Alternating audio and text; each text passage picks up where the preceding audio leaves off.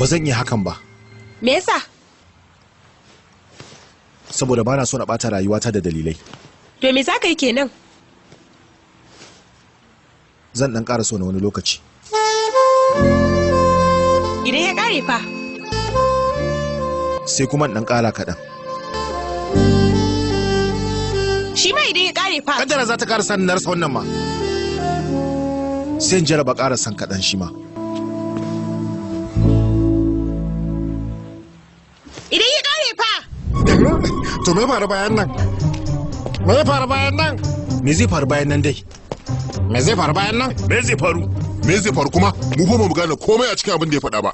Yaya na ya sha gaya mata cewa ta rabu da shi. Ka san me take cewa kai? Ita shi kawai take so. In aka tambaye ta me yasa sai shi din, sai ta ce wai shi ya san yadda ake soyayya. Kuma ta rasa wannan mijin da zai so ta iya tsawon rayuwa muka yadda. To yanzu kaga irin ta. To ba gashi sun yadda ba to amma me faru bayan nan? Soyayya da yarinya abu ne mai sauki.